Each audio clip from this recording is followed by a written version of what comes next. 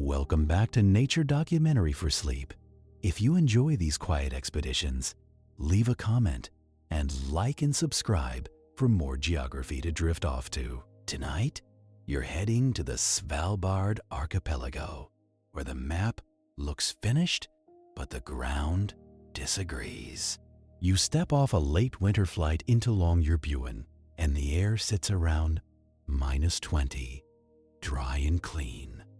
It feels like solid Arctic rock under your boots, but you're really standing on permafrost, a frozen soil that only behaves when it stays cold. You're here as the overnight field recorder, babysitting an automated weather station before a forecasted warm spike. Out in the valley, snow insulates the surface in soft patches, and the frozen parts start to feel negotiated. The mountains around you are neatly striped, tilted layers of old seabed and coal seams that have no business being this far north. And as temperatures climb, what fails first here? The sea ice route, the snow bridges, or the station's power when moisture gets in? Your eyelashes collect frost the way a window collects fingerprints. The airport lights feel borrowed, like someone set them down and forgot to pick them up. Longyearbyen sits low in the valley, tucked under slopes that do not care about zoning laws. You can feel that immediately, because the first sign you see is not a welcome sign. It is an avalanche warning, written with the calm certainty of a place that has receipts. The logistics lead meets you outside baggage claim, hood up, face red and tired. He puts a handheld radio in your glove and tells you the forecasted warm spike just moved up. Not tomorrow night, tonight. That is your first escalation, and it lands heavier than your duffel bag. Because a warm spike here is not beach weather. It is a wrench thrown into every assumption that keeps a person from falling through the world. You follow him to a small equipment shed that smells like fuel and damp wool. He opens a case, and the weather station kit looks like a patient's life support. Spare batteries, a sealed power controller, silica packs, a coil of cable, and a tiny tool roll. He tells you the station is called Fox Ridge, like naming it makes it loyal. It sits outside town, up Adventalen, watching wind and temperature for the travel crews. If it goes dark during the warm spike, the snowmobile routes become guesswork. And guesswork out here is how people become memorial plaques. You sign the form with a pen that barely works in the cold. The ink drags, thick and stubborn, like it does not want to be part of this. Then you hear it, soft and steady, the sound of water where there should be none. Not a stream, not a river, just a slow drip from a roof edge. A heat leak from a building melting its own little private icicles.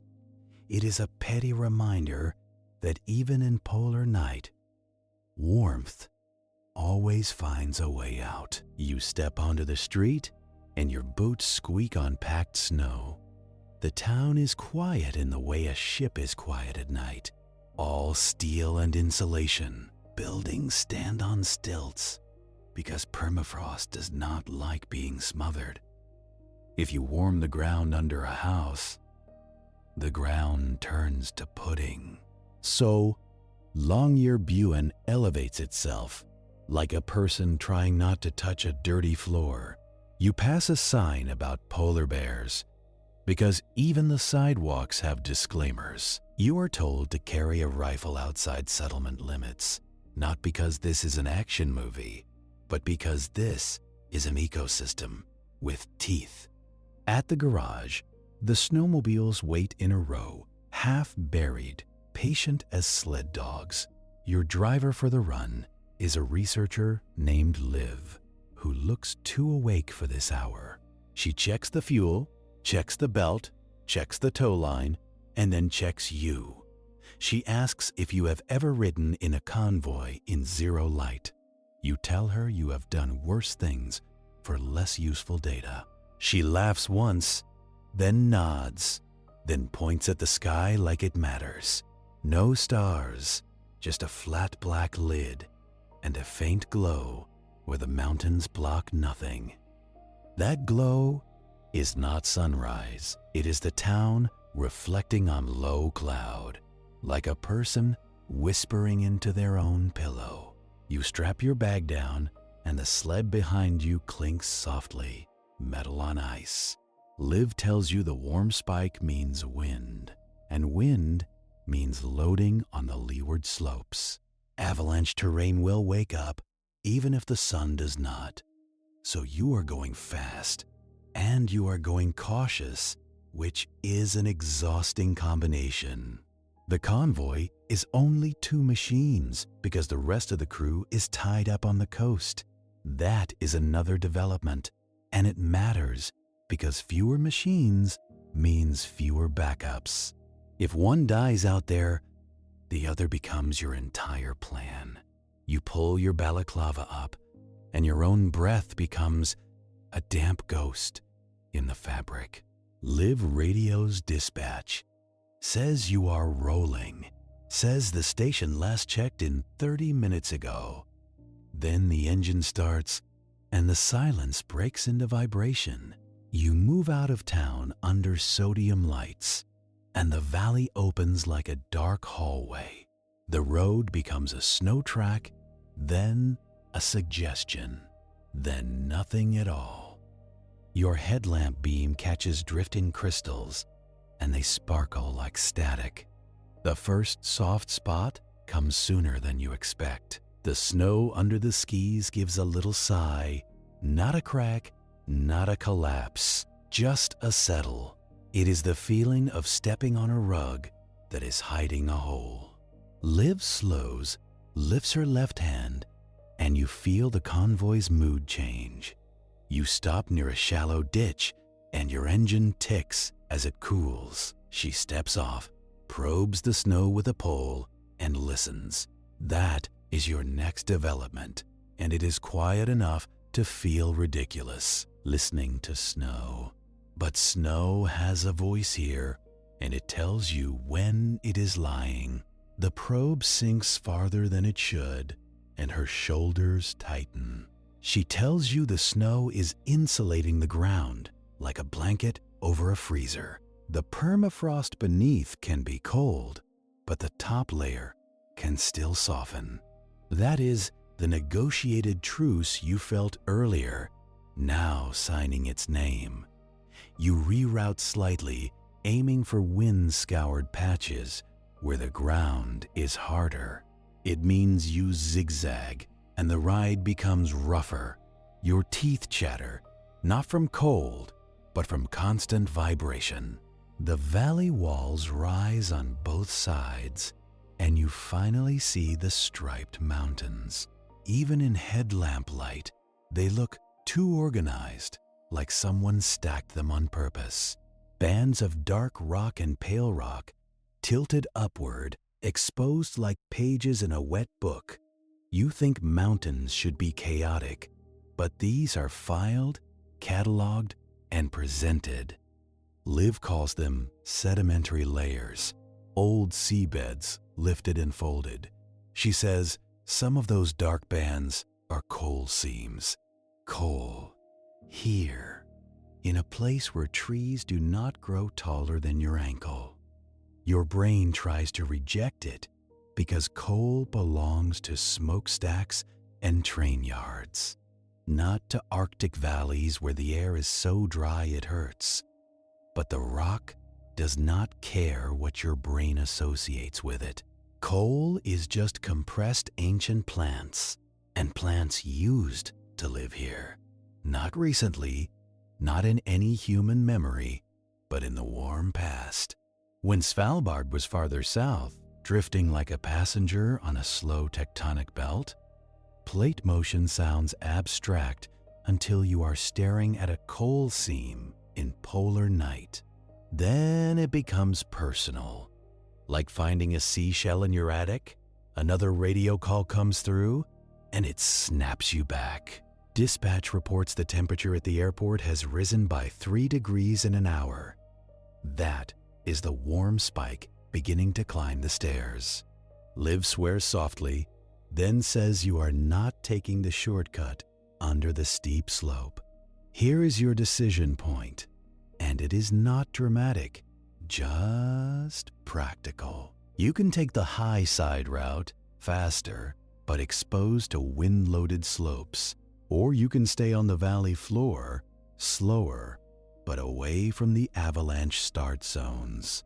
Liv chooses the valley floor, and you do not argue, because avalanches do not negotiate and snowmobiles do not outrun gravity. You drop lower, closer to the riverbed that runs through Advendalen. In summer, it is a braided river, restless and muddy. In winter, it looks like a white ribbon, flat and innocent. But you know better now, because Frozen has already lied to you once. Liv taps the brakes and tells you to watch the surface texture. Smooth, wind-packed snow is usually safe. Dull, lumpy snow can hide overflow. Water pushed up through cracks. You see a faint sheen in your headlamp beam, and your stomach tightens. Liv steers wide, keeping to higher ground, and the sled behind you swings. The tow line pulls, your machine yaws, and you correct, slow and careful. The consequence is time, and time is your most fragile supply. The weather station is still transmitting, but it is not guaranteed to keep doing that. Cold keeps batteries efficient, and warmth makes them lazy. Moisture makes electronics short out, and warm spikes carry moisture like a smuggler. The valley narrows, and the mountains feel closer. Your headlamp catches a face of exposed rock, and it looks like a cut, fresh, sharp, not rounded by time.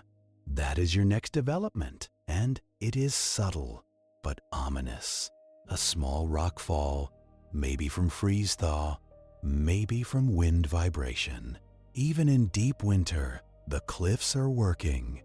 Water seeps into cracks, freezes, expands, and pries the rock apart. Freeze-thaw is not poetry here. It is a demolition crew that never sleeps and never asks permission. You pass a talus fan, a pile of broken rock that spreads like a skirt at the mountain's base. It is evidence of long, patient violence. Rock turned to rubble, one fracture at a time. Humans build near talus fans because the valley floor is flat. Then they act surprised when the mountain continues doing mountain things. Liv points out a faint line of poles in the distance, barely visible. Old mine markers. She says, from when coal was the reason anyone cared about this valley. Longyearbyen was not founded for beauty. It was founded for a seam of black rock that burns. That is the human reality check, and it lands cold. People came here to dig ancient forests out of the ground. They built a town on permafrost, under avalanche slopes, in polar night. Then they taught themselves to call it normal. Your radio hisses again, and the station's data stream stutters for a second. A brief dropout, then back.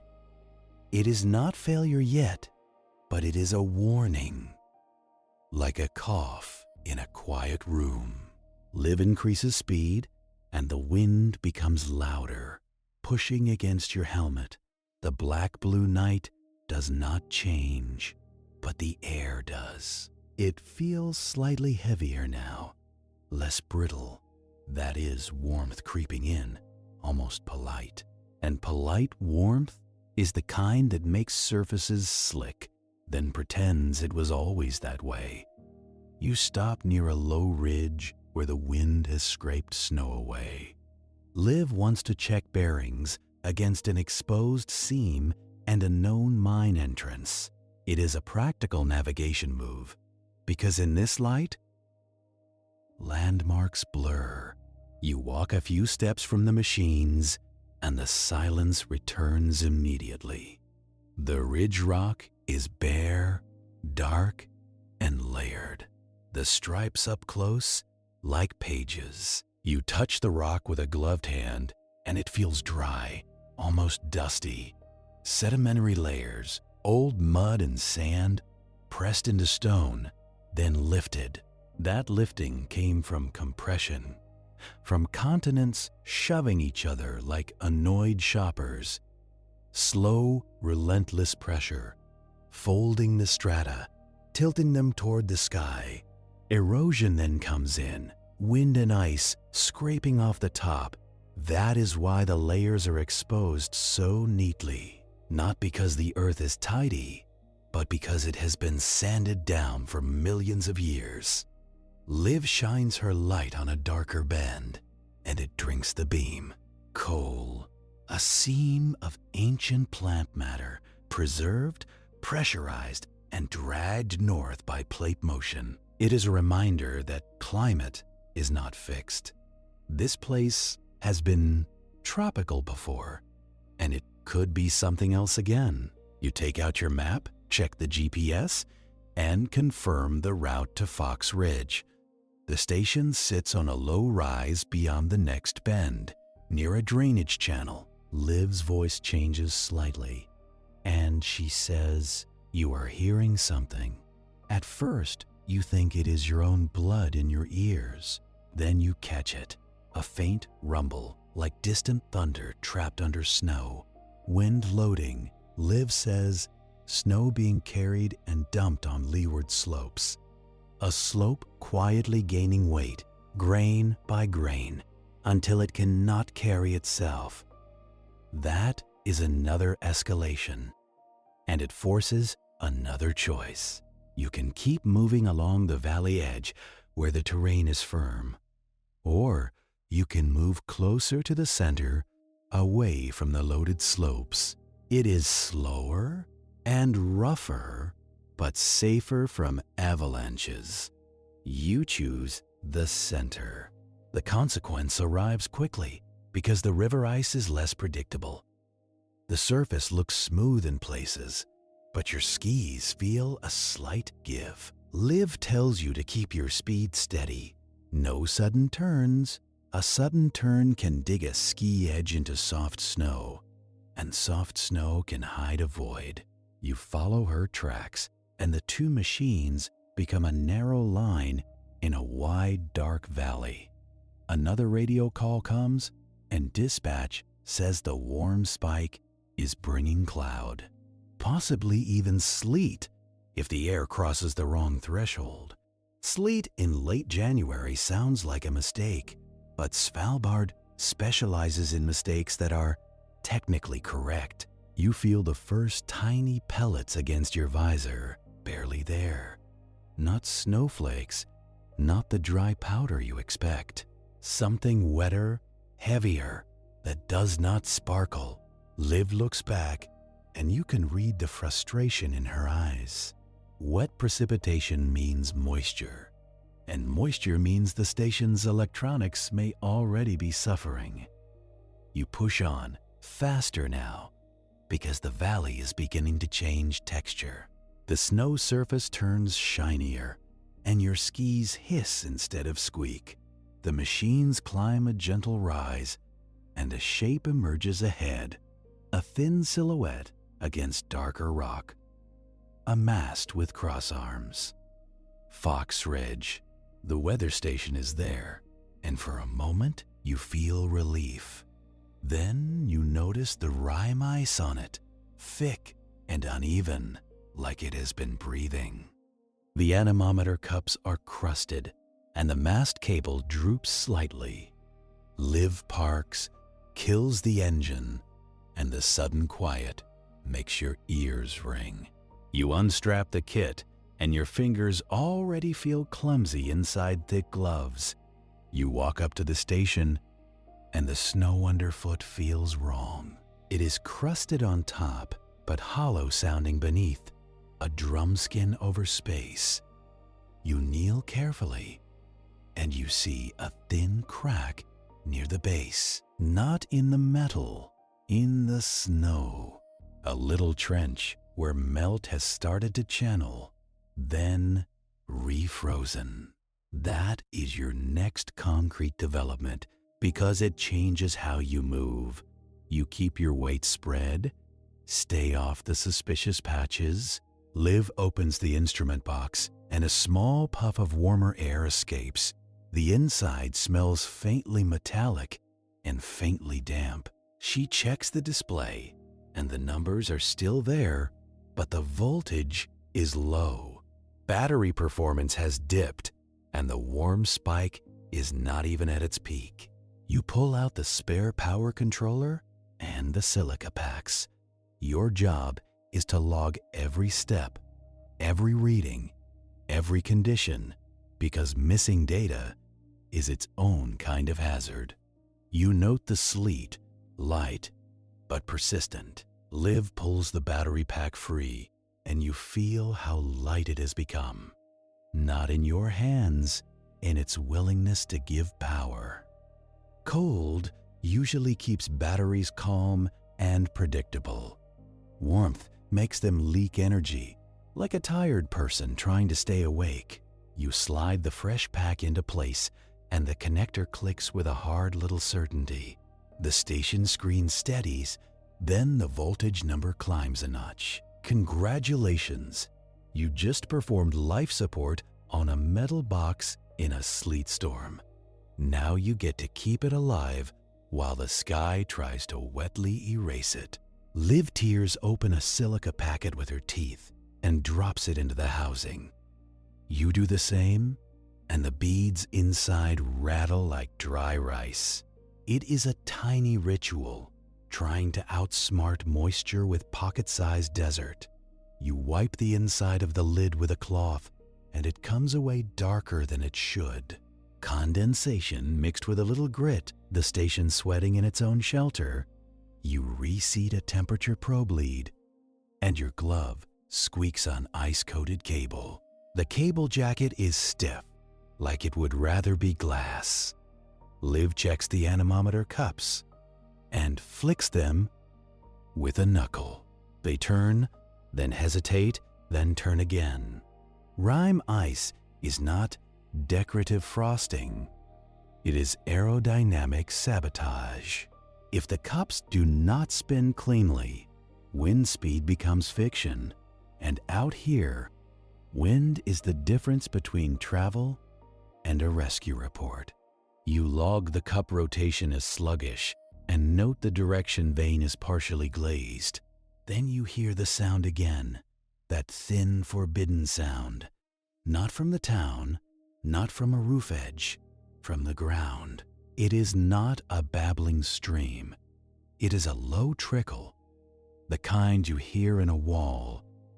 You look down at the snow crack near the mast. The crack has widened, just a finger width, and the edges look darker.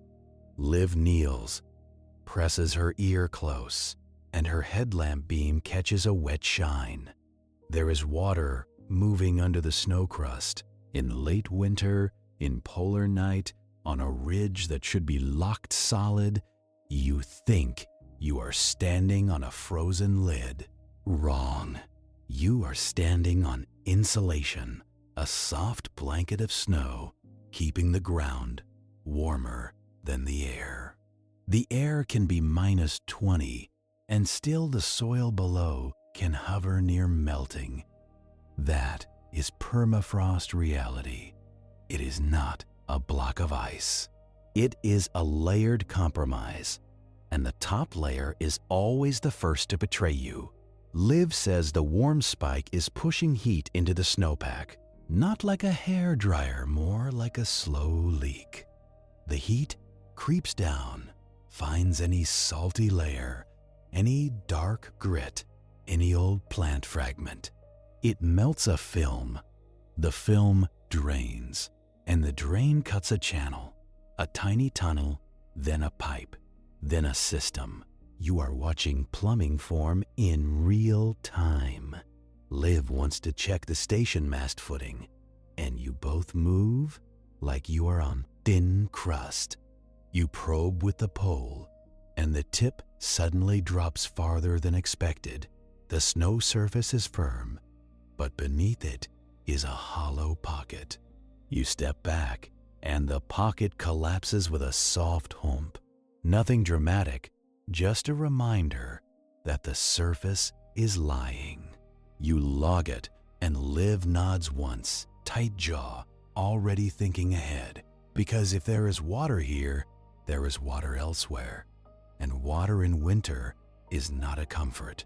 Water is a wedge, and wedges make cracks. Liv radios dispatch, gives the new battery status, and then adds the part they will not like.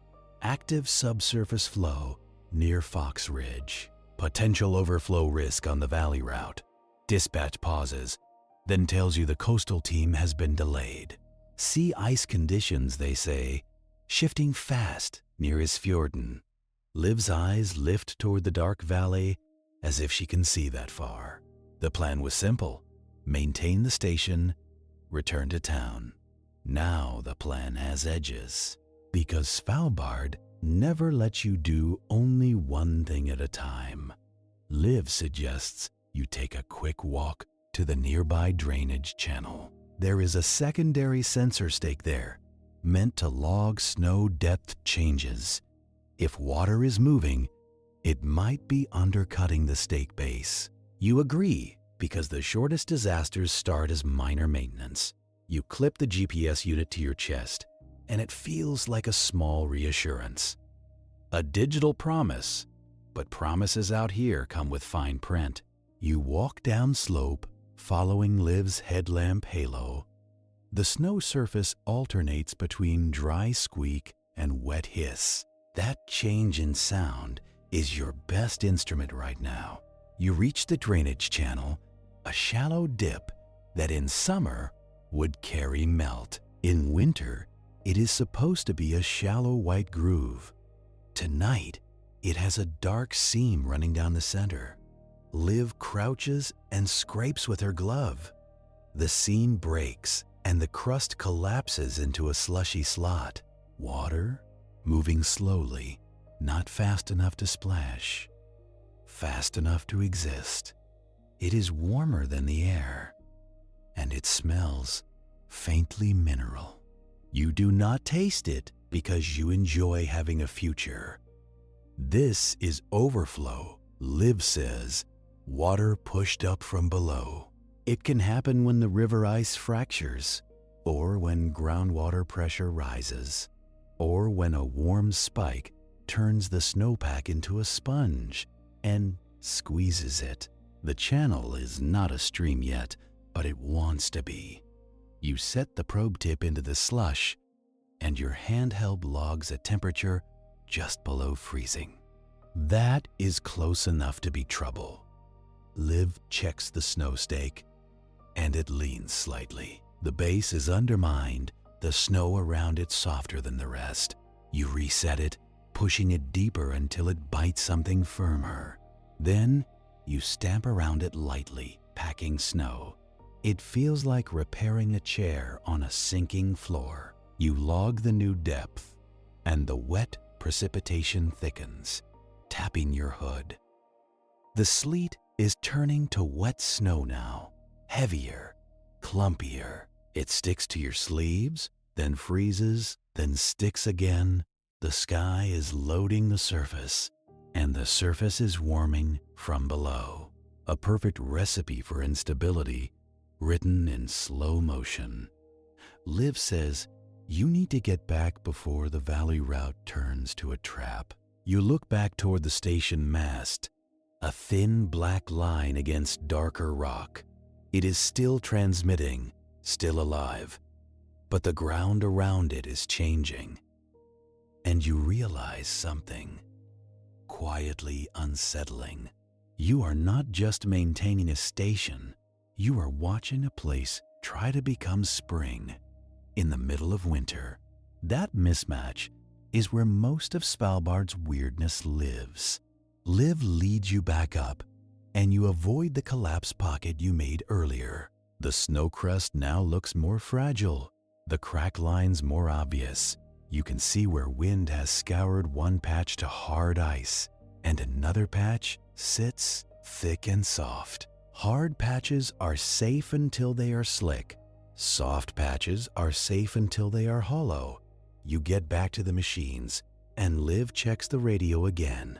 Dispatch reports the temperature in town has risen again. Not by much, but enough. Enough to make rain possible at sea level, they say. Rain in January. Your brain tries to laugh, but your body stays tense. Rain means a glaze on snow, and glaze means sliding. Glaze also means the snowpack gets heavier, and heavy snow on steep slopes means avalanches that move like concrete. Liv wants to leave now. No more extra checks. She straps the kit down, and you do the same with your logbook. The pencil lead has softened from humidity, smearing instead of scratching. You tuck it away because paper is useless if it turns to pulp. You start the snowmobile, and the engine vibration feels almost comforting. A machine does not care about irony. It either runs or it does not. You pull out behind Liv, and you head back down the valley. At first, the track is the same. Familiar bumps, familiar sways. Then the surface changes. The wind-packed snow you used on the way up now has a thin, wet glaze. Your skis bite less. Your steering feels delayed, like the ground is thinking about it. You keep speed steady, as Liv told you. No sudden turns, no hero moves. You are not here to impress anyone. You are here to get back without becoming a landmark. The valley walls feel closer because visibility is shrinking. The wet snow is thickening into a low cloud of grains. Your headlamp beam is a tunnel, and beyond it is nothing. This is where people start driving by faith. You do not. You drive by texture, by sound, by the way the machine loads under you. Liv slows near the riverbed, and her brake light glows red through the snow. She stops, steps off, and probes again. You do the same, because you do not want to be the person who assumes. The probe sinks, meets resistance, then slides sideways. Slush layer hidden under crust. Overflow has expanded since you left. Time, your fragile supply, has been spent, and the terrain has used it. Liv points to a dull sheen on the surface. That sheen is water just under ice, waiting for a wait. If you cross it fast, you might skim. If you cross it slow, you might break through. Either way, you end up wet if it fails. And wet at -20 is not discomfort. Wet is countdown. Liv decides to detour upslope, closer to the valley edge, away from the riverbed. It puts you nearer to avalanche terrain, but not in the start zone. You will ride the bench, a narrow strip where wind has scoured down to harder snow. You follow, and the machine climbs slightly. The bench feels firmer, but also slicker. Your skis whisper now, not squeak. The wet snow is freezing on contact with the colder scoured surface. A thin varnish, like someone lacquered the valley. Congratulations, the warm spike gave you an ice rink. The bench route is narrower than you like. On your left, the slope rises, dark and unseen. On your right, The valley drops to the riverbed, a wide white deception. You keep your eyes on Liv's taillight. You keep your hands loose on the bars. If you grip too hard, you overcorrect. Overcorrection is how you leave the bench and discover the riverbed personally. Liv keeps a steady pace, not fast, not slow. You think of the station mast behind you, standing over a forming drain. You think of the town ahead, sitting under steep slopes with warning signs. Svalbard's main human settlement, held together by engineering and optimism. The bench dips around a small outcrop, and Liv slows again.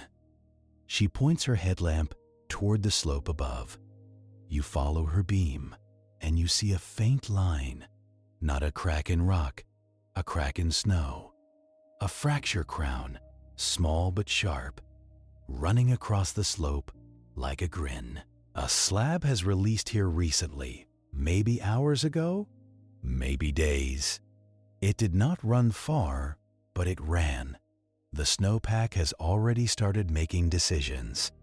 Liv says the new snow and sleet are adding weight. The warm spike is adding a weak layer. A slab avalanche is not powder. It is a plate, a sheet, breaking loose and sliding as one. It moves fast, and it does not care that you are polite. Liv tells you to keep moving. Do not stop under that slope. You comply because compliance is how you stay alive. The bench carries you past the fracture line, and you feel exposed. Your headlamp beam keeps trying to find the top of the slope. It cannot. The slope is just darkness, and you are riding beside it anyway. Then the wind shifts. You feel it first on your cheek, a warmer breath. It slides down the valley, a katabatic flow reversed by the warm air intrusion. Normally, cold air drains down, heavy and steady. Tonight, warmer air is pushing in, mixing, scrambling the usual order. The wind carries a smell you do not expect, salt, faint, but there. That means the air mass is coming off the fjord. Isfjorden is breathing inland, pushing maritime moisture up the valley. That moisture is why you have sleet. It is also why the snow surface is changing so fast. You crest a small rise, and the town glow reappears ahead. Not bright, but present, like a distant stove light. Your shoulders loosen a fraction. Then Liv's radio crackles, and her posture tightens again. A message from the coastal team, the one tied up on the coast. They lost a time-lapse station battery cache near Fjorden, they say. Not Fox Ridge, another site, closer to the fjord. They were staging for a glacier run. A gust and a slip, and a hard case went into slush near shore ice. They marked the spot, but the ice is shifting. If it drifts, the data chain breaks. They want someone local to help at first light, if conditions allow. Liv looks back at you, and you can read the calculation. You are the overnight field recorder. You are already out, already cold, already in motion. You are also, technically, expendable. Liv asks if you can do another run after you warm up. Not tonight, not immediately, but soon. You tell her you came for data, not comfort. She nods and turns forward again. You roll into Longyearbyen as wet snow continues to fall. The town lights smear on your visor, halos around every lamp. The street snow looks darker now, dampened. Water in the air changes everything. It makes the cold feel heavier because it steals heat faster. You pull up at the equipment shed and kill the engine. The quiet returns, but now it is a wet quiet, muffled. Liv unloads the kit, and you carry the logbook inside. The shed feels warmer, and the warmth makes your clothes start to soften. That is when you notice how stiff you were outside. Your body has been holding itself like a fist. Liv pours hot water into a metal cup and hands it to you. You drink carefully because your lips are numb and you enjoy keeping them. The water tastes like it came from melted snow, which it did. Liv spreads a map on the workbench. She circles Fjorden, then draws a line to the Tidewater glacier farther up. The coastal team's site sits above the fjord margin, a time-lapse station watching the glacier front. They have months of images, maybe years. If the case is lost, they lose not just equipment, but continuity. And continuity is the whole point, because the glacier will keep calving whether you record it or not. Liv says the warm spike is expected to peak around midday. That means the snowpack will be unstable. It also means meltwater signals on the glacier could spike. If you want to follow the weirdness, it will be loud tomorrow. Dispatch steps into the shed, shaking snow off his shoulders. He looks at Liv, then at you, then at the map. He asks if you are willing to help with the fjord case retrieval. He does not phrase it as a demand, but it is still a demand because there are not many people available. You ask what the conditions are at the fjord. He tells you the fast ice is forming and breaking in cycles. The wind is pushing pack ice in and out like a slow door. There are open leads and there are pressure ridges. He says it like he is listing groceries. Then he adds the part that matters. Polar bear tracks have been reported near the fjord mouth. Fresh within the last day. He pauses, then says you will have a guide, a local ice guide, someone who reads cracks the way you read sentences. You agree because you already know the alternative. The alternative is letting the data go dark. That is how science becomes rumor.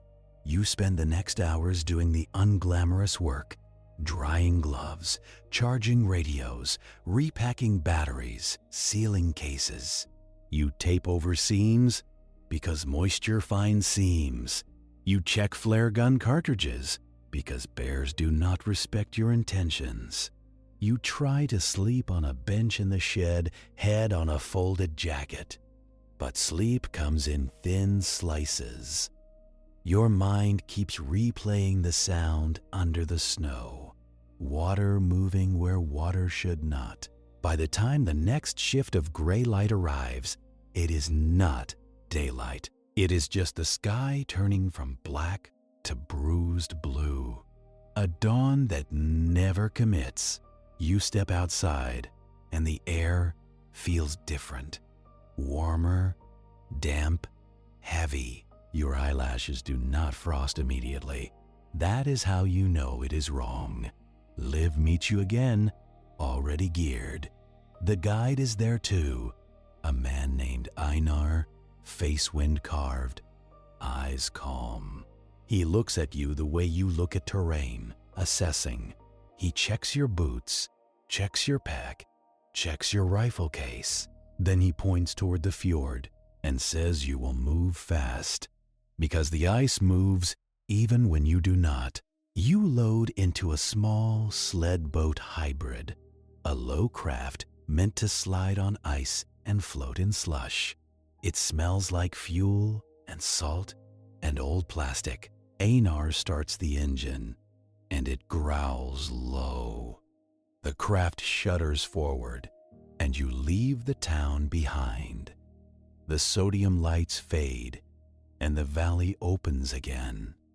But this time, you are not going up toward a ridge. You are going down toward the fjord, toward the place where ice meets salt, and nothing stays still.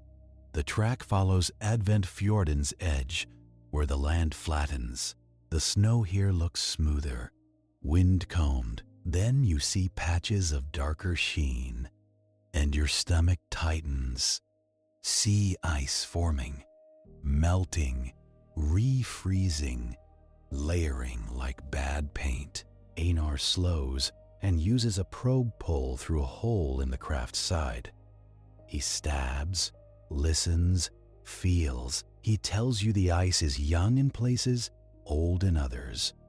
Old ice is thicker, but also riddled with cracks. Young ice is thin, but sometimes uniform. Neither is safe. They are just different problems. You reach the first band of fast ice, attached to shore like a shallow shelf. It looks solid, white, quiet. Wrong again. Fast ice is only fast because it is anchored. The anchor points are rocks, shoals, shoreline geometry. The ice between anchors can flex like a plastic ruler. It can crack, then refreeze, then crack again. Einar tells you to watch for pressure ridges. Where ice plates collide, they buckle upward, forming jagged lines. It is like two shopping carts meeting, except the shopping carts are floating continents. Pressure ridges can be stable, or they can be actively moving. An active ridge makes noise. A low groan, a pop, a long creak. You hear one now, faint, somewhere ahead. The craft slides onto the fast ice, and the runners scrape.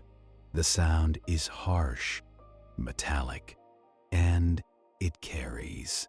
Einar tells you that sound is a dinner bell if a bear is nearby. You keep your eyes scanning the flat white. The fjord is wider than the valley, an open throat. The mountains around it are black, layered, patient. You think of postcards again. Bright summer photos. Forget them. This is the fjord's working shift. You move along the shore ice, heading toward the spot the coastal team marked. Einar says the case likely did not sink. Hard cases float, and slush can trap them. But currents under the ice can drag them sideways. So the point on a map is not a point. It is a suggestion.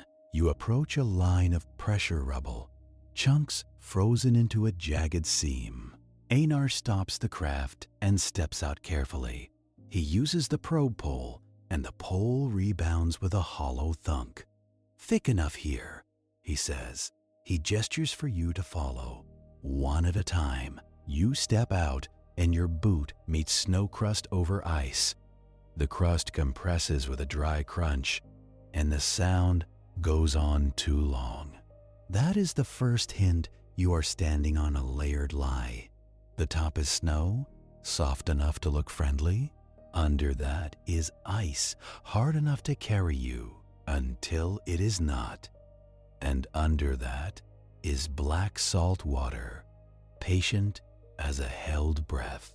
You keep your weight centered, and you let your boots land flat.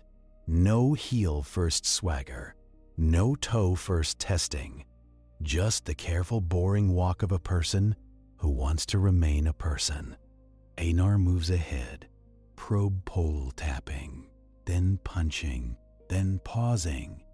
He is listening for pitch, not volume. A high sharp tap means solid ice. A dull, low thunk means rotten ice, honeycombed by warmth and brine. He points at a faint, glossy patch where wind has scoured the snow away. That shine is not beauty. That shine is refrozen slush, newer and thinner than it looks. You step wide around it, even though it adds distance. The fjord does not reward efficiency. It rewards caution, and then it punishes you anyway. You follow the jagged seam of pressure rubble like it is a handrail. It is chunks of ice forced up when two plates meet. Not gently, not artistically, like someone shoved two dinner plates together in a sink. and neither one wanted to yield. The rubble is higher than your knee in places, frozen in mid-argument. Einar climbs it without drama, planting the probe, then a boot. You do the same, and your shin hits a sharp edge. The ice does not care that you bruise. It just sits there, hard and indifferent, waiting for its next rearrangement. On the far side, the surface flattens into wind-packed snow again. The snow here has a faint ripple pattern, like sand on a beach. That is because wind treats snow like sand, given enough time. And Svalbard has time, not your time. Geologic time? Meteorologic time? Slow time? The kind that does not notice you? Einar stops and points down. A hairline crack runs across the surface, thin as pencil lead. It is refrozen, but not erased. He kneels and scrapes with his glove, exposing clear ice beneath. The crack is a seam, a place where ice has opened and closed, a scar that never had time to heal properly. He tells you to step over it, not along it. Walking along a crack is like walking along a zipper you did not close. You step over, and your boot lands with a slightly different sound.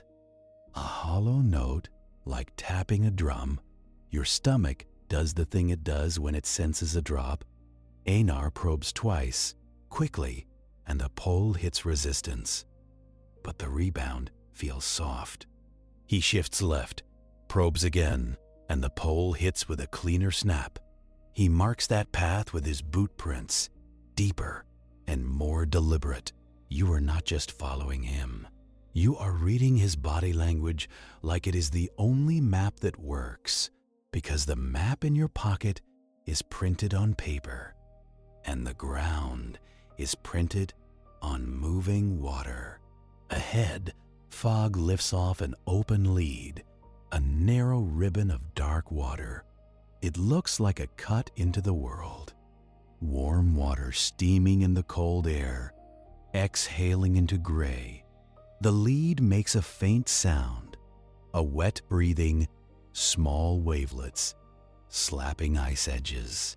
You think the whole fjord should be frozen by now, but salt water freezes reluctantly. It has to be colder than fresh water to lock up, and the currents keep it stirred, like someone refuses to let the pot settle. Speaking of currents, you feel one without seeing it. The ice under you shifts, not sliding, just flexing. A slow pressure, like standing on a mattress while someone sits down nearby. Einar glances back at you and says, "Tide." The fjord rises and falls, and the ice rides it. That motion is subtle, but it strains every crack line, every seam. It is why pressure ridges exist at all. It is why the ice never relaxes. Congratulations, you are walking on a material that is both solid and in motion. Einar leads you away from the open lead, angling toward the shoreline. The coast here is a low shelf of rock and snow with scattered debris from old work sites. Svalbard loves leaving history out in the open. Old cable, rusted drum halves, a timber beam frozen into the shoreline like driftwood. Things humans abandoned, now being sorted and swallowed by freeze and thaw cycles. You keep scanning for the case. A hard plastic box, dark, with reflective tape. It could be anywhere, lodged in slush, buried under drift, or already dragged under a pressure seam. Your eyes play tricks in this light. Every dark patch looks like equipment. Every ridge shadow looks like a bear. Einar stops again, lifts his mitten, and points upslope. Tracks. At first, they are just dense in snow, half filled by wind. Then you see the shape, large, round with a slight toe impression, not sharp like a fox, not narrow like a reindeer, big, lazy, confident. Polar bear. You stop breathing for a second, then force yourself to breathe again. Einar studies the tracks the way you study a road after an accident. He checks direction, spacing, freshness. He scrapes the rim of one print, and loose crystals tumble in, not crusted over, not old. He looks at you and says, within hours, the cold tightens around your ribs, not from temperature, from the idea that something that big moved through here recently and could be anywhere. You touch the rifle case strap without meaning to. Einar shakes his head. Once. Not yet. He taps the flare gun holster on his chest instead. You do not shoot a bear because you are nervous. You shoot a flare because you want distance. You want to buy time. Time is what this landscape sells, and it charges interest. Einar keeps moving, and you follow, because standing still is how you become a statue with a heartbeat. You angle along the shore fast ice, where it is thicker from protection.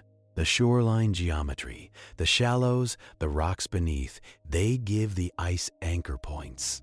It is still not safe. It is just less dishonest. Your sled boat sits behind you, a small plastic insect on a white plain. It feels far already, even though you can still see it. Distance out here is measured in effort, not meters. A few minutes of walking on ice feels like a long negotiation. Einar checks his handheld radio, listens, then speaks quietly. He updates dispatch, says you have bear sign, says you are continuing. His voice stays calm, but your body hears the subtext. Continuing means committing. Turning back means losing the case. Losing the case means breaking the data chain. And the glacier does not stop calving because your memory cards are wet. You reach the area the coastal team described, a stretch of shore ice with a messy slush margin. The snow looks slightly darker here, dampened by sea spray and mild air. Einar points to a faint flag marker, a piece of tape tied to a short pole. The coastal team left it, a human attempt to pin down a moving world.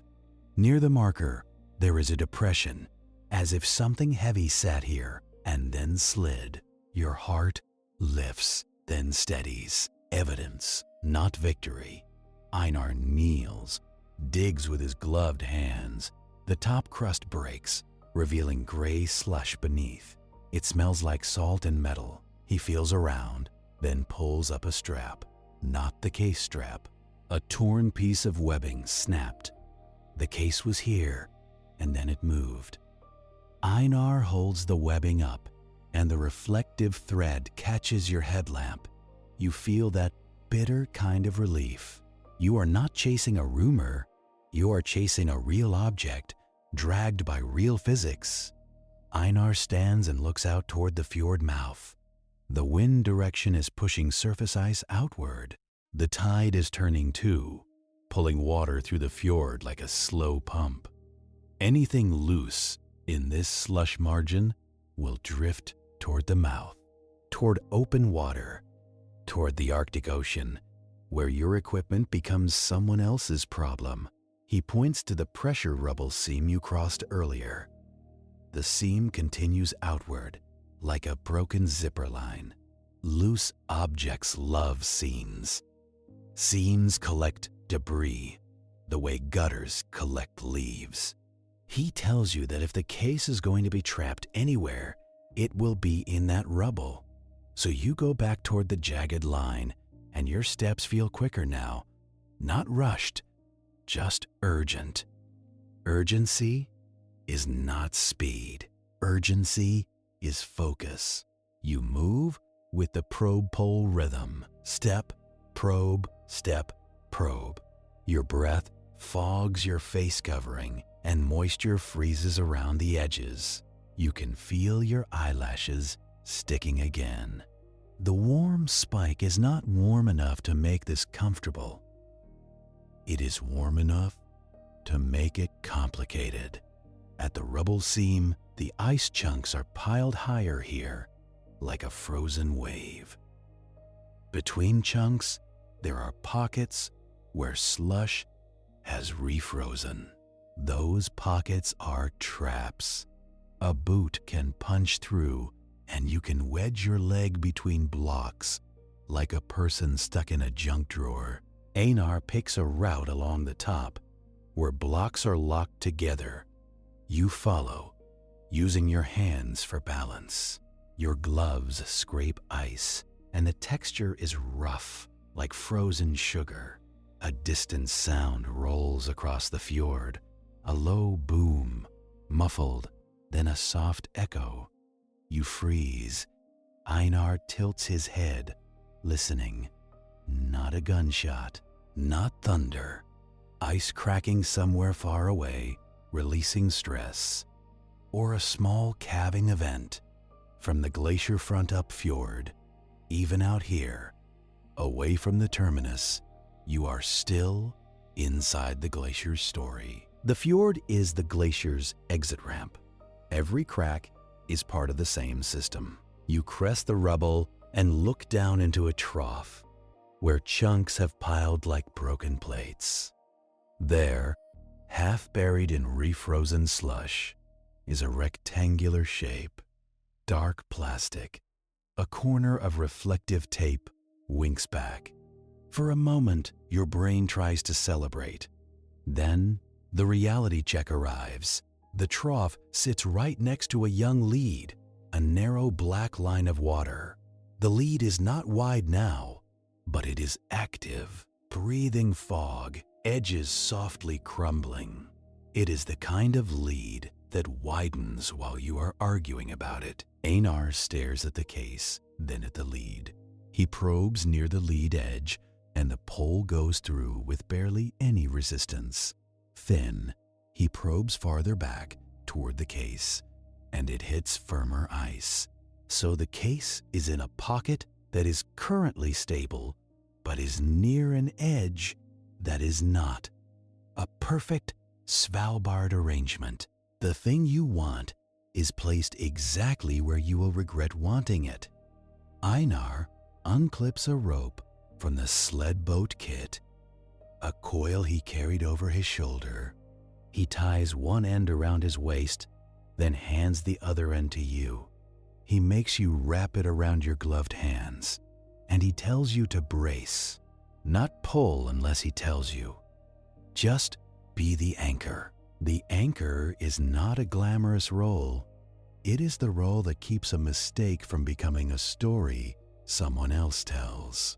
Einar lowers himself into the trough carefully, weight spread, boots searching for solid blocks. He moves like a person stepping between sleeping dogs. Every block could shift. Every shift could send him toward the lead. You feel the rope tension change as he settles. He reaches for the case and touches it lightly first, testing. The case does not move. It is frozen in, held by slush that refroze. He digs with his hands, breaking slush away. The slush cracks like wet ceramic. He works steadily, and you feel your arms start to ache from holding tension. Cold makes muscles burn faster. You keep your knees bent, stance wide, trying to become part of the ice. Einar frees one side of the case, then the other. He grips the handle, pulls. The case budges, then stops. It is held by something underneath, maybe a ridge of ice, maybe a strap snagged. He shifts position, and a block under his foot creaks. You feel it through the rope, a tremor of movement. He freezes, breath held. Then he slowly transfers weight to another block. The lead edge makes a small tinkling sound, ice crystals falling into water. The lead is widening by millimeters, but millimeters are how disasters start. Einar tries again, pulling the case with a slow, even force. It comes free with a wet sucking sound. It slides toward him, heavy. He drags it up onto a higher block, then looks up at you. He says, "Pull." You lean back and pull the rope, steady, not jerking. Einar uses the rope tension to help him climb out, case shoved ahead of him. The rope bites into your gloves. Your shoulders tighten. Then he is up, and the case is on the ridge top. Scraped but intact. You breathe out, and you realize you have been holding your breath too long. You kneel beside the case, and your fingers fumble with the latches. Plastic stiff with cold, reluctant to move. You open it, and the interior foam is damp, not soaked, but damp enough to ruin your mood. Inside, there are battery packs, wiring, and a small sealed compartment holding the memory cards. If that compartment seal failed, your months of images are now saltwater soup. Einar tells you not to open the sealed compartment out here. Warm air from your breath will condense inside and make it worse. He says you take it back, you open it in a controlled space. A heated room, low humidity. You nod because the fjord is not the place for delicate work. The fjord is the place for survival and hauling. You close the case and secure it with an extra strap. Then the ice under you makes a deep groan. Not loud, but low and long, like a ship hull flexing. Einar looks toward the lead. The lead edge has shifted, and the trough you were in is now slightly tilted.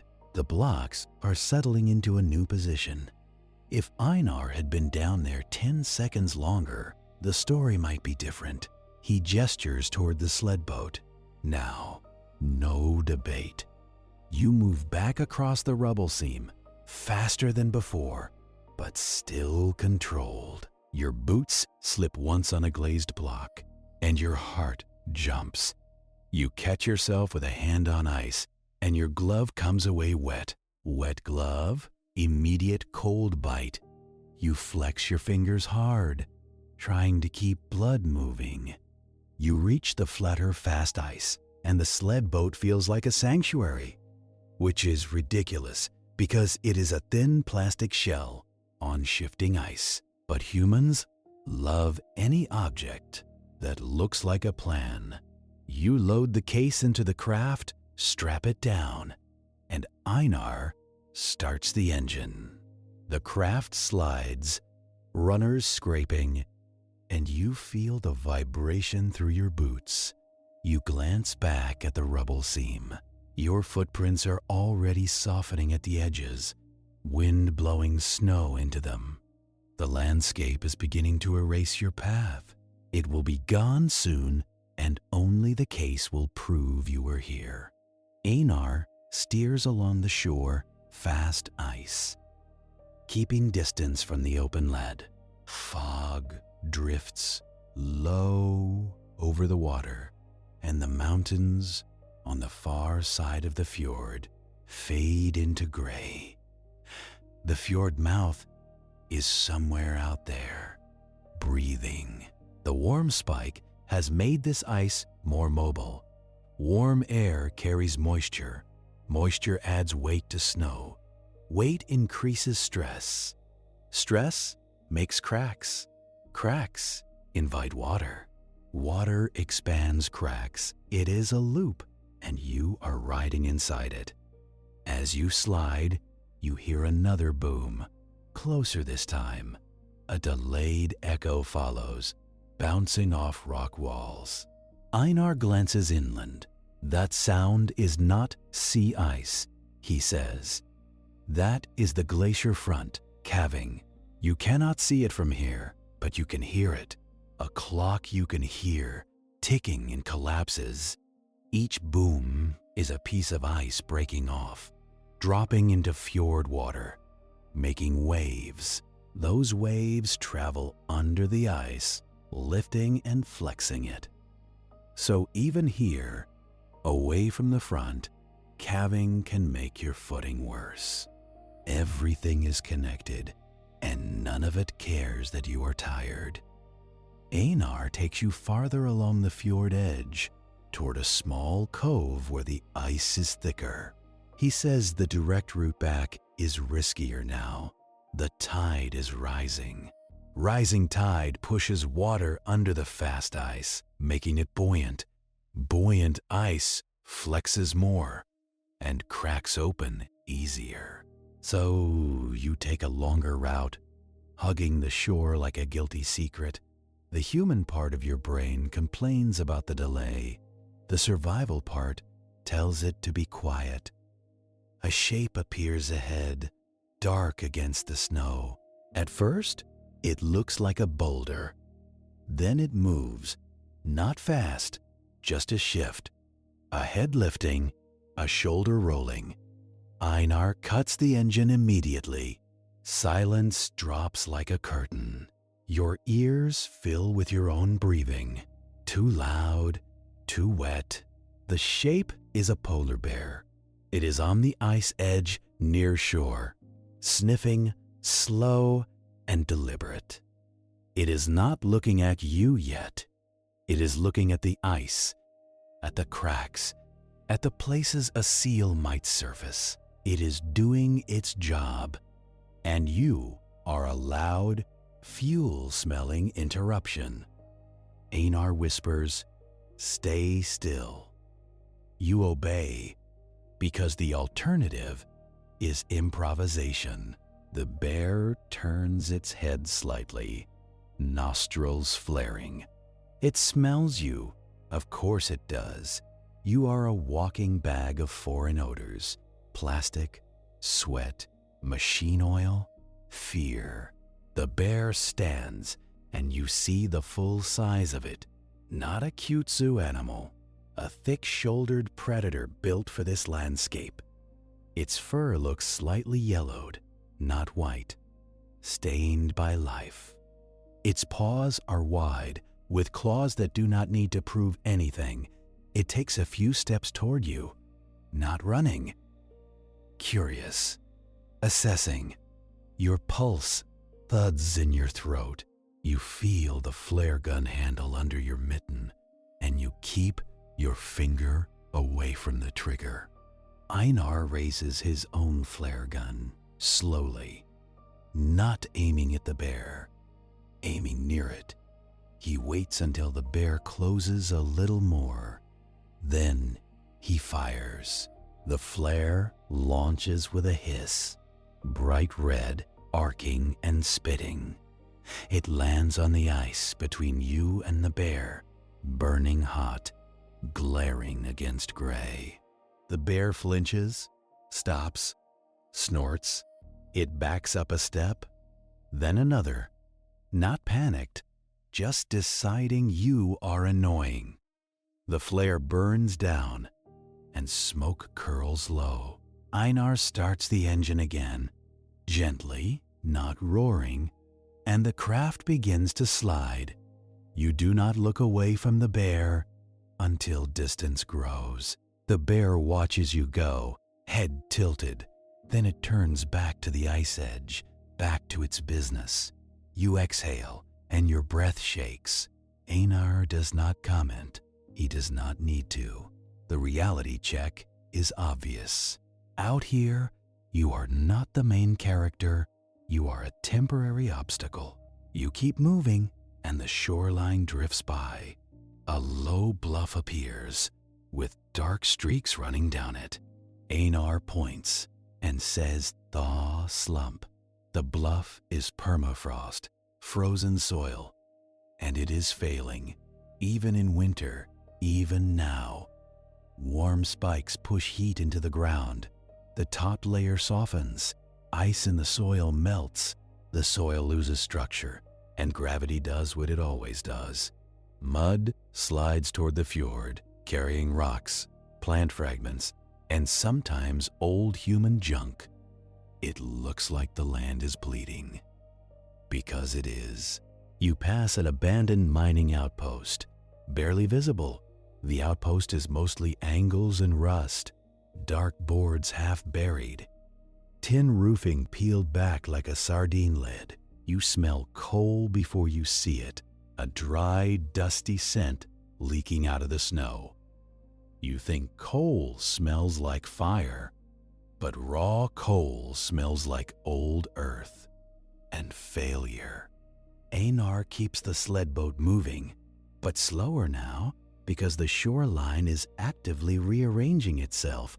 The bluff beside you is streaked with chocolate mud, and the mud is frozen in ripples like a paused wave. That is not dirt from a storm. That is permafrost thawing from the top down, then sagging under its own weight. Permafrost sounds permanent, like a promise. It is not a promise. It is a temperature range that has been obeyed for a while. A warm spike breaks the obedience, and the ground starts acting like ground again. The thaw slump is a slow landslide, except sometimes it is not slow. Sometimes a whole face just lets go, like a cracked tooth falling out. Einar points with his chin toward the base of the bluff. You see broken timbers, old planks, and black chunks scattered in the snow. Coal fragments, mining debris, the leftovers of humans trying to make money out of deep time. The irony is neat and a little cruel. The coal exists because this place used to be warm enough for forests. Now humans burn that coal and help make it warm again. Not warm enough for forests, just warm enough to rot the ground under your feet. Einar steers into the small cove he mentioned, a pocket of thicker shore ice. The sled runners rasp over a crust that sounds more confident here. You still do not trust it. Trust is how you end up in salt water, learning about hypothermia in real time. The case sits strapped behind you, damp and silent, like it is pretending it was never lost. You glance inland, and the valley beyond the coast looks like a funnel, a narrow drain between dark slopes, carrying wind down from glaciers you cannot see. Einar says you will not take the open ice route back. He says the tide is too high and the leads are waking up. Instead, you will cut inland through that valley, then swing back toward town. It is longer. It is also less likely to turn into open water under you. Congratulations. Your safest route involves leaving the ice by stepping onto land that is melting. You stop near the outpost because Einar wants to check the shoreline for a moment, not for curiosity, for evidence. Loose gear sometimes washes into pockets here, and the slump face can hide hazards. Also, he says, bears like edges, and this outpost is an edge. You step off the sled boat, rifle still slung, flare gun ready, senses sharpened in a way that is not enjoyable. Your boots sink into snow that feels damp at the top, then suddenly hard, like stepping onto a sponge over concrete. You take 2 careful steps, then pause. The bluff makes a faint sound, a wet, internal squelch. That noise should not exist in winter. It does, because winter is being diluted. Einar walks toward a half-collapsed shed, then stops. He points down at the snow beside a beam. More tracks. Not the same bear as before. Maybe not. The prints are fresher, sharper, and they angle along the coast, following the fjord like it is a road. Your mouth goes dry, and your tongue feels thick behind your face covering. Einar does not hurry, but he does not linger either. He checks wind, checks sightlines, then gestures you back to the sled boat. You comply immediately because bravery is useless and speed is valuable. You strap in and the sled boat glides on, hugging the shoreline. The bluff beside you grows taller, then suddenly changes shape. The slope steepens and the mud streaks widen into a raw gash. You see exposed soil, gray and tan, with clear lenses of ice inside it. Ground ice. Not sea ice, not glacier ice. Ice that has been holding soil together like rebar in concrete. When it melts, the soil stops being a wall. It becomes a pile. Einar says this is why buildings in towns sit on piles, on stilts.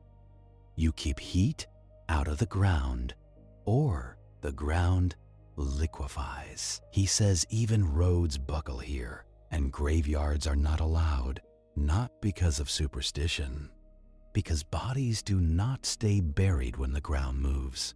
The sled boat rounds the next bend, and the fjord widens again. You hear the glacier before you see anything. Another boom rolls down the waterway, then a long, low rumble like furniture being dragged across a floor. It is calving, ice breaking from the glacier face and collapsing into the fjord. You cannot see the cliff from here, but sound travels. The fjord is a corridor, and the cliffs bounce the noise back at you. Einar keeps gliding, but he glances at the ice surface ahead. You feel it too, a subtle lift, and settle under the runners. A wave, muted under the ice sheet. Calving sends waves outward, and waves flex the fast ice like a chest breathing. The ice is not a floor, it is a lid, floating, bending, cracking along seams you cannot see. The cove ice starts to look less stable the farther you go. The snow cover becomes patchier, exposing bluish ice with gray freckles, brine pockets, salt trapped inside weakening the structure. Einar taps with the probe pole through the side port again. The sound is duller now. He slows and angles closer to the rock shore, almost scraping the edge where ice meets stone. This feels wrong, like driving too close to a cliff. But the stone gives the ice a grip. The center of the fjord is deeper, and the ice there floats free, more willing to move. You reach a point where the shore ice narrows into a choke. On the far side, the valley inlet opens, and wind spills out like breath. You see spindrift, fine snow lifting and streaming low, even though the air is heavy. Katabatic wind. Cold air draining down from glacier surfaces inland, sliding downhill because it is denser. Even during a warm spike, the high ice can still generate cold flow. So you get layers, warm, damp air near the fjord, cold, dry air pouring out of valleys. The collision makes turbulence. Turbulence makes whiteout. Einar stops at the choke and shuts the engine off. Silence snaps back, and the first thing you hear is water. Not waves, not open surf, a thin slosh under the ice edge. The choke is breathing. A small lead is opening and closing with tide, like a mouth testing its jaw. Einar points to a dark line cutting across the ice ahead, a crack widened by tide flecks. It is narrow, but it is wet. And wet means not frozen through. He says you will cross it at the narrowest spot near the rock where ice is thicker. He also says you will do it now because it will widen as the tide keeps rising. Your decision is simple, but it still counts. You can argue, or you can cross. You cross, Einar steps out first. With the probe, tap, tap, push. He tests the lip of the crack, then steps over, landing on the far side with knees soft. You follow, holding the case strap in one hand, like it matters. Your boot reaches the crack edge, and you see black water through a film. Not open, not fully covered, a skin of new ice, clear as glass. Trembling, you step over in one motion, not leaping, just committing. Your trailing boot grazes the edge, and the skin shatters with a delicate crunch.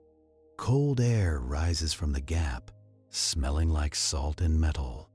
Then you are across. Einar does not pause to admire it. He hauls the sled boat forward, rudders grinding, and you help pull. The craft slides over the crack with a small jerk, then settles. You are in the valley mouth now, leaving the fjord behind. The terrain changes quickly. The ice gives way to snow-packed ground, then to a mix of drifted snow over gravel. You can feel it underfoot, that uneven, hard texture. This is not the sea anymore. This is land. But land here is not stable. It is just slower to fail. The valley narrows, and the wind strengthens. It comes in gusts that shove at your shoulders. Spindrift lifts off the surface and whips sideways, stinging any exposed skin. Your headlamp beam turns into a foggy tunnel again. Einar starts the engine, and the sled boat grinds forward on its runners. Now more sled than boat. The sound changes. Less scrape on ice, more rasp on snow and grit. That grit is important. Grit is what makes ice melt faster. Dark particles absorb heat, even weak Arctic daylight, and they warm the surface. Coal dust, soil, rock flour from glaciers. All of it is pigment on a white world. It makes little hot spots, and hot spots make channels, and channels make collapse. You move deeper into the valley, following a gentle downslope. This valley drains to the fjord, which means it is a funnel for wind, water, and anything else that wants to move. That includes bears. That includes you. Your GPS unit, clipped to your chest, chirps once, a warning tone. Low accuracy.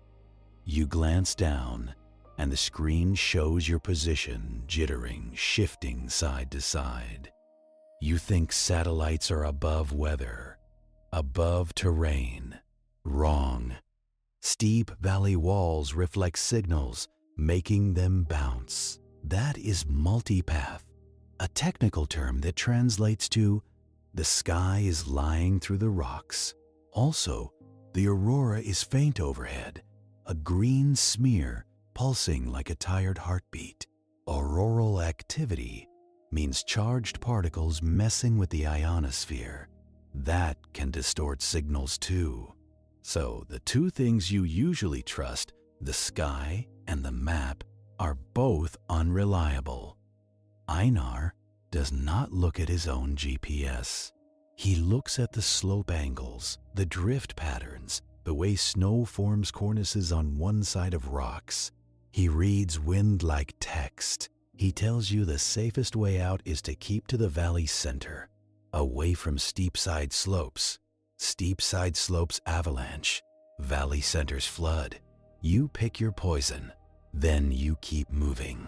The wind suddenly thickens, and your visibility collapses. One moment you can see Einar's back and the sled boat outline. Next moment, you see only white motion. A whiteout, but not a calm one.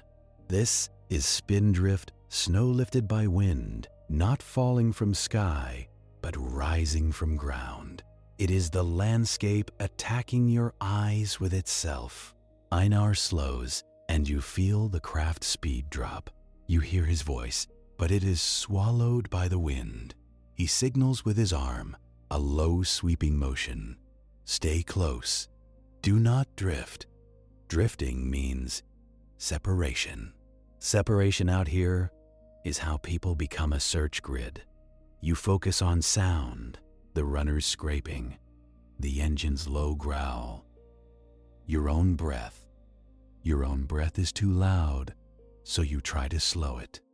In through the nose, out through the mouth. Your face covering is damp, and each exhale adds ice to it. You can feel a small ridge of frost building at the edge of the fabric. You keep moving anyway, because stopping makes you colder, faster. Einar's radio crackles once, then hisses. He tries to answer, but the signal is weak. The valley walls block line of sight to town. Your communications are now a suggestion. Like your GPS, the valley tightens again, and you pass beneath a slope that you do not like. Even in Whiteout, you can sense it, the way the wind changes. Wind flows over a ridge and deposits snow on the lee side. That deposited snow forms slabs, cohesive plates, that sit on weaker layers. A warm spike adds moisture. Moisture makes snow grains stickier, heavier. Then, when it refreezes, it makes a crust. A crust over weak snow is a perfect failure plane. You cannot see the slope, but you can hear it. A faint, settling sound, like a sigh. Einar stops abruptly. The sled boat halts, runners biting into snow. You nearly bump into the case behind you. Einar raises his hand, palm out. Hold. He listens. You listen too, but your ears are full of wind. Then you hear it, a low whump. Not a boom, a muffled pulse, like someone slapped a pillow. A slab has settled somewhere nearby. Not necessarily released. Settled. It means the snowpack just redistributed stress. It means the slope is awake. Einar turns his head slowly, scanning through the moving white.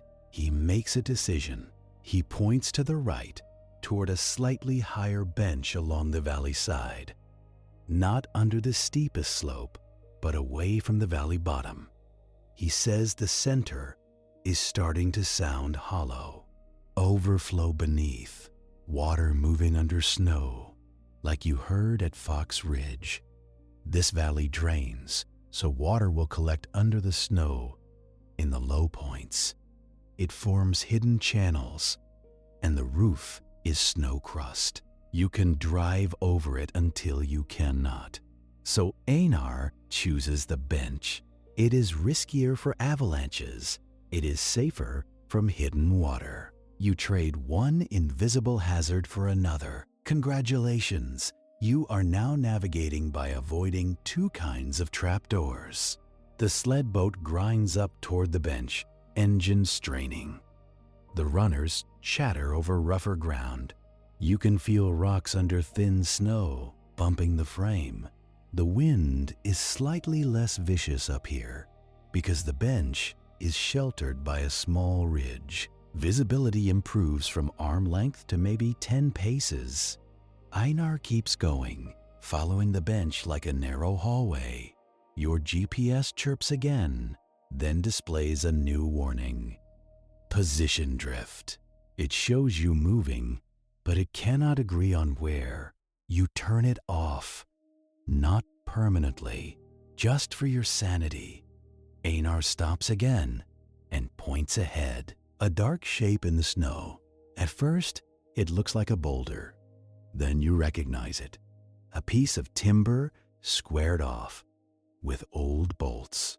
Mining debris dragged here by slump movement and melt.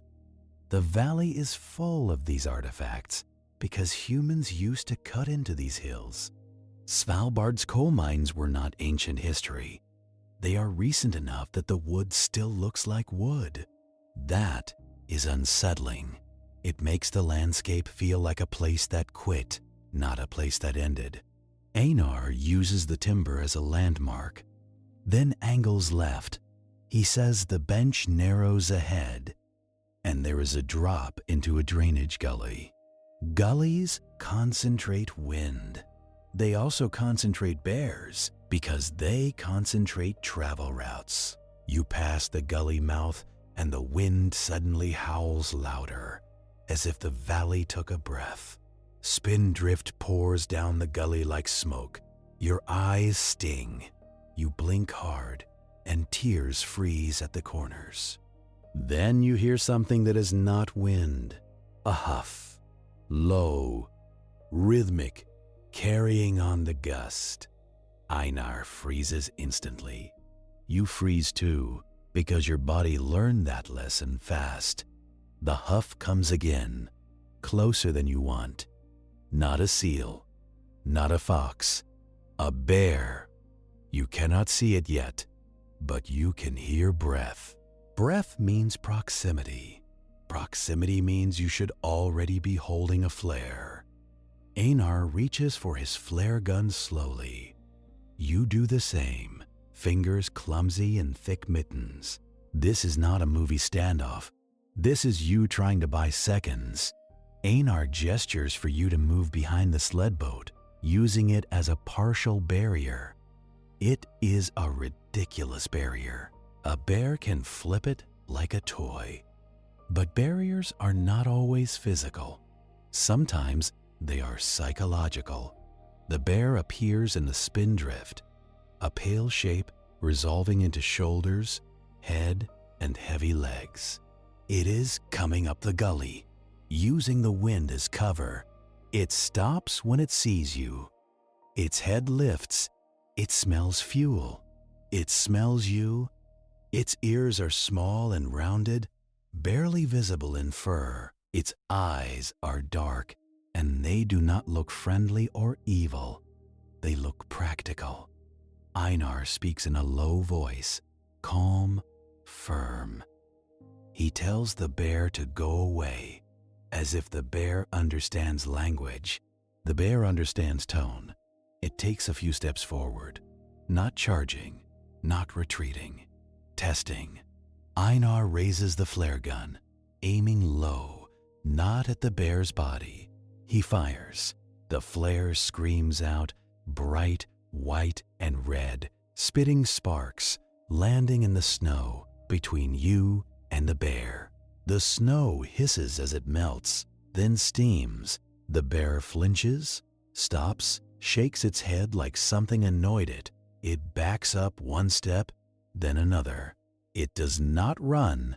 It just decides you are not worth the noise. It turns sideways, lumbers up the gully edge, and disappears into spindrift. You exhale so hard, it hurts your ribs. Einar does not relax yet. He watches the gully mouth for several seconds, because bears loop back. They are curious. They are also patient. When he finally moves, he moves fast. He restarts the engine with a hard pull, and the sled boat jolts forward. You climb in, hands shaking slightly, and you strap yourself down. Your glove is wetter now from handling the flare, and the cold bites deeper. Einar pushes the craft along the bench, not stopping. He says the bear will have other priorities, but he also says you do not give it time to reconsider. The whiteout thickens again, and now the wind feels sharper, colder. The warm spike is being undercut by katabatic flow. Warm air and cold air are wrestling over this valley, and you are the rope in their tug of war. Your face covering stiffens more. Your breath is building ice inside it, making it harder to breathe. You loosen it slightly, then immediately regret it as wind stings your cheeks. You adjust again, finding the least bad option. Einar slows near a subtle dip.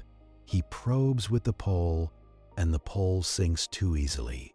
He tries again, a step away, and it hits firmer ground. Hidden channel. Overflow beneath. The valley is draining meltwater and groundwater under the snow, and it is eroding tunnels. This is exactly what you heard at Fox Ridge, but bigger. Here the valley acts like plumbing. Water is the pipe, snow is the roof. You steer around the dip, and the sled boat runners creak as they cross firmer snow. You realize the consequences of the warm spike are not just slippery roads. It is water where water should not be. Water under ice. Water under snow. Water inside permafrost. Everywhere water can wedge itself, it is doing it. Because water is not just a liquid. It is a tool. It freezes and expands, prying rock apart. It melts and lubricates, making landslides move. It infiltrates snow and refreezes, making crusts and weak layers. It gets into electronics and ruins them, like it tried to ruin your case. Water is a patient destroyer, and Svalbard is giving it more shifts. The bench route begins to slope downward, and Einar says you are nearing a coastal cut that will take you back toward town. The wind briefly relents, as if pausing to watch you. In that pause, you hear surf, not open ocean surf, a dull, rhythmic thump. Water moving under ice somewhere ahead. That means the fjord mouth is closer than you like. It also means the fast ice there is being flexed and cracked by tide and current.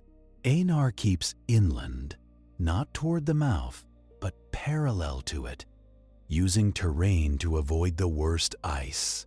The bench begins to pinch between a drifted slope and a dark rock rib, and you feel the valley forcing you to choose. You can drop down toward the sound of water under ice, or you can climb into rougher ground and trust stone. Einar chooses stone because stone does not suddenly become liquid at high tide. You push the sled boat higher, and the runners grind over wind-scoured gravel that squeals under pressure. That squeal is your warning label, because gravel means thinner snow, and thinner snow means less insulation. Less insulation means colder ground, and colder ground means fewer hidden water channels. It also means you are exposed, because the wind has nothing soft to grab. The spindrift thins for a moment, and the world sharpens into a gray outline. You see the fjord mouth ahead, not directly, but as a broad, pale opening in the distance. The mountains step back there, creating a gap where the sea can breathe. And it is breathing now, fog pulsing up in slow drafts, like a lung exhaling into winter. Einar slows and lifts a mittened hand because the ice ahead is not continuous. There is a seam, a long, jagged line where plates have pressed together, then separated again.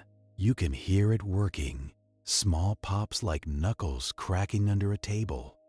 The case behind you shifts with each bump, and you recheck the straps until your fingers sting. You tell yourself you already solved the main problem. The case is recovered. The bear is behind you. Then the landscape introduces a new rule because it is bored of your confidence. A low vibration rolls through the ground, not from the engine, but from somewhere underneath. Einar kills the engine again, and the sudden silence makes the vibration easier to feel. It is a soft pulsing, like a subway you cannot see. Under ice, currents are moving, and they do not care about your route. The fjord mouth is a funnel, and the tide is pushing water in and out with slow force. That movement flexes the fast ice from below, and the flexing opens cracks that refreeze thin.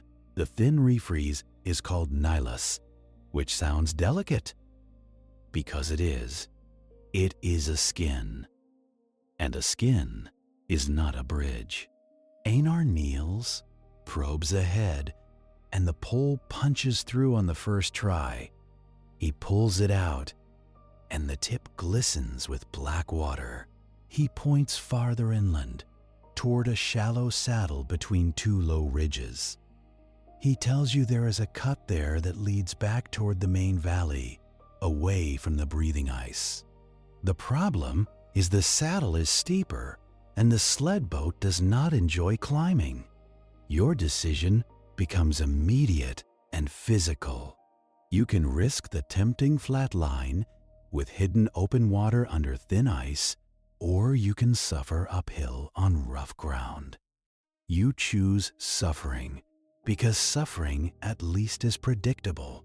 You lean forward, dig your boots in, and help Einar drag the sled boat upward. The runners bite into snow crust, then slip, then bite again, making progress in grudging inches. Your breath turns wet inside your face covering, and the moisture freezes into a stiff edge. You can taste salt on your lips, not from the sea, from your own sweat drying cold. Halfway up, the wind shifts again, and the spindrift comes hard from the side. It fills your tracks almost as soon as you make them, erasing proof that you are moving at all. Einar stops to catch the sled boat from sliding backward, and the case clunks once inside. That clunk is small, but it makes your stomach tighten, because you picture memory cards inside a damp seal. You picture water finding its way in. Not dramatic, just persistent. A slow leak, like the drip you heard in town, except this drip is months of data dissolving quietly. You crest the saddle, and the ground flattens enough to rest. From here, the fjord mouth sound dulls, replaced by wind noise and the faint scrape of snow grains. Einar restarts the engine, and the sled boat lurches forward, grateful for gravity now. The descent is smoother but faster, and speed on uneven ground is its own hazard. You keep your knees loose, letting your body absorb jolts, because stiff legs become broken legs. The cut funnels you between rock walls, and the wind becomes a straight line again. You watch the drift shapes, because drift shapes tell you where the wind has been dumping snow. Dumped snow forms soft pillows that can hide holes, rocks, or worse, thin ice over flowing water. The warmth spike has not made it warm like spring. It has made it warm like a problem. Everything is close to melting, not enough to flow freely, enough to weaken structure. That is the most dangerous temperature range, the one just below freezing. It is the range where snow becomes glue and ice becomes brittle. The cut opens into a broader valley floor, and you recognize the shape of Advendalen returning. Not the town yet, but the geometry, the long corridor pointing inland. Einar checks his compass because he still does not trust the GPS, and you do not blame him. Your GPS stays off, and the silence of it feels like admitting weakness. You travel by terrain instead, by the slope angle under the runners, and the way wind scours one side. A faint green smear flickers in the clouds above, Aurora muted by moisture. It looks like someone dragging a glow stick across wet glass. Pretty, sure, but also an electrical storm in the upper atmosphere, casually messing with satellites. You move deeper inland, and the snow texture changes again. It becomes drier for a stretch, squeaky, more like the cold you expected. Then you hit another damp bend, and the runners hiss, and you feel the sled boat drag slightly. Einar stops and probes, and the pole goes down too far, too fast. Overflow. Water has found a low path under the snow and is running like a secret. This is the glaciers plumbing again, but now it is the valleys. Water is escaping from wherever it can because the warm spike loosened the lid. Einar angles away, skirting the overflow zone, and you notice something on the edge of it. A thin crust has formed over the water, and it is sagging, creating a shallow trough. That trough is a future channel, cut by meltwater, then enlarged by flow, then roofed by snow. A tunnel that will eventually collapse into a trench when spring actually arrives. You are seeing the first draft of next season's landscape, and you realize the island is always in drafts. Nothing is final. Not the river, not the coast, not the ice, not the ground. The human part of you wants permanence, like a solid road and a fixed shoreline. The geology part of you knows better. Svalbard is a place where the draft is the published version. The wind eases again, and you hear a sound that makes you slow your breathing. A low crack, then another, ahead and slightly to the left. Not a bear, not a rockfall, but ice adjusting. Einar raises his hand, and the sled boat stops. You listen, and the cracks come in a rhythm that matches the tide. The valley is still connected to the fjord, and the fjord is still flexing. Even inland, the stress travels through connected ice sheets like a shiver. Einar says the fast ice near the fjord mouth is probably breaking into flows now. That means any route along the shore would be getting worse by the minute. You have made the right choice by being uncomfortable. Comfort would have been the trap. The valley widens and the drift shapes flatten, suggesting less wind funneling. That usually means you are approaching the settlement's influence, buildings and terrain breaking up flow. Then your radio crackles, weak but present, like a voice through a wall. Dispatch. They ask for your position, and Einar answers with landmarks, not coordinates. He describes the saddle cut, the rock rib, the overflow patch. Dispatch responds with a different kind of update, and you feel your jaw tighten. The Glacier Front team is hearing frequent calving booms, they say, more than usual for the season. They suspect the warm spike has pushed meltwater into crevasses. Meltwater in a glacier is a lubricant. It reduces friction at the bed, and that can speed up flow. Faster flow feeds more stress to the terminus, and more stress means more calving. The fjord is not just hearing the glacier, it is being fed by it. Dispatch asks if the case is secured. Einar says yes, retrieved, damp but intact.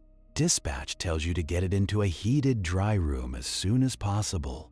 They want the sealed compartment opened carefully and the cards checked. Then they add the part that makes this more than an equipment errand. If the time-lapse cards survived, they want you to bring them to the lab immediately, no delay. Because if calving frequency has spiked, they want to correlate it with temperature and tide. They want to catch the chain reaction in numbers, not just in stories. You look at the case, and you feel the weight of it differently now. It is not just plastic and foam. It is continuity. A thin thread of evidence connecting one cold month to another. You keep moving. The town glow appears faintly ahead again, the same smudged sodium halo under low cloud.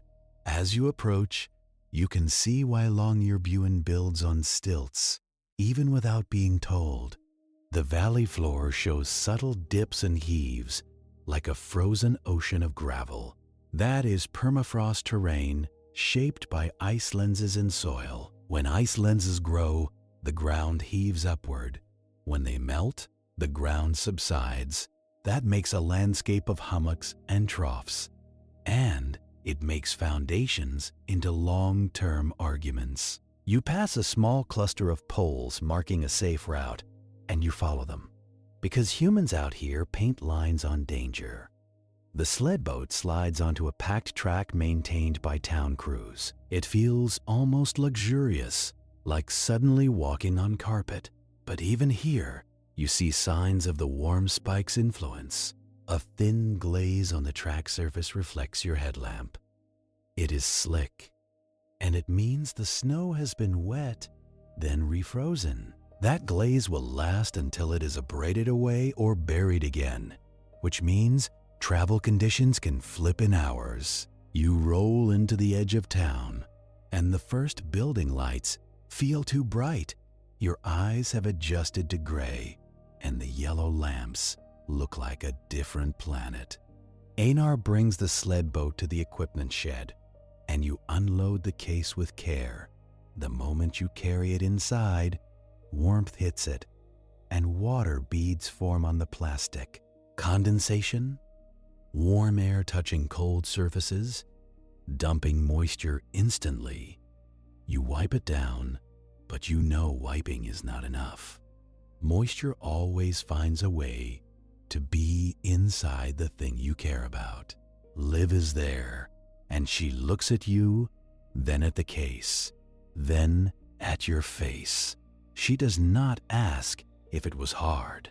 She asks if the sealed compartment stayed sealed. You tell her you did not open it because you enjoy having data. She nods and leads you to a small lab room with a heater running and a dehumidifier humming. The dehumidifier sound is comforting, a machine pulling water out of air like it can control something. Liv tells you to leave the case closed for a few minutes to let temperatures equalize.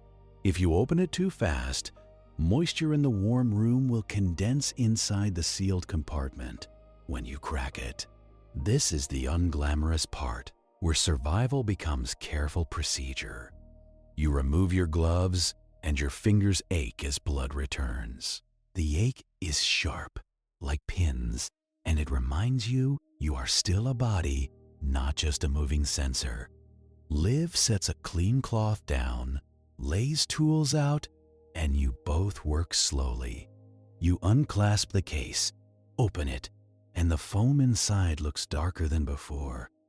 Damp, you can smell it, a faint, salty tang, like a locker room near the sea. The sealed compartment is a smaller box inside, with a gasket and screws. Liv checks the gasket surface for grit because grit is how seals fail. You hold your breath as she loosens the screws. Then she lifts the lid. Inside, the memory card housing looks dry. Not bone dry, but not wet. No visible droplets. You realize your shoulders are up near your ears, and you force them down. Liv pulls the cards out one by one, wiping the edges gently.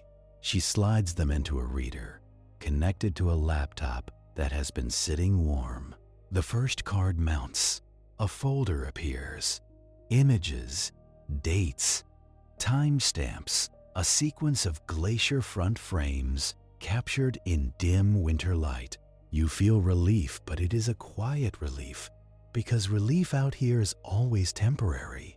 Liv opens a few frames, checking for corruption. They display cleanly. No saltwater soup. Congratulations, the island did not eat your months of work today. Liv starts copying the files immediately, because duplication is the only way humans fight entropy.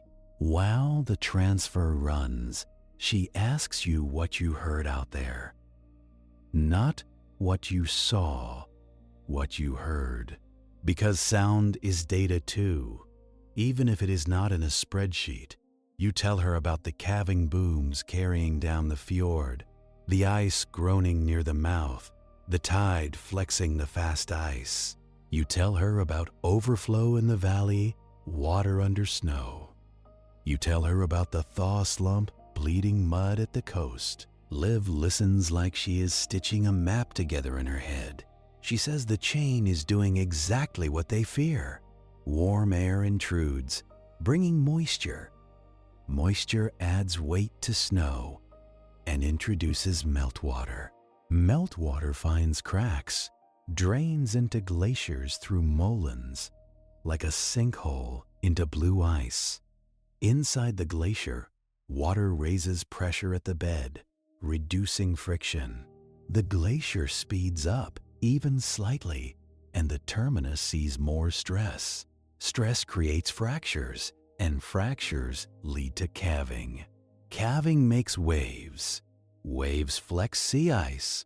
Sea ice breaks and rearranges. Broken ice exposes water. Water releases heat, and that heat delays freezing. Meanwhile, the same warmth is thawing permafrost, turning coastal cliffs into sludge. Everything accelerates, not because one thing changed, but because everything is linked. The map looks the same in a brochure. The processes are not. Liv checks the progress bar, and the data transfer crawls forward like an exhausted animal. You sit on a bench, and your body finally notices how tired it is. The heater makes your eyelids heavy, but your mind keeps replaying the feel of ice flexing underfoot, a floor that was not a floor. You think about what Svalbard is, geographically, not romantically.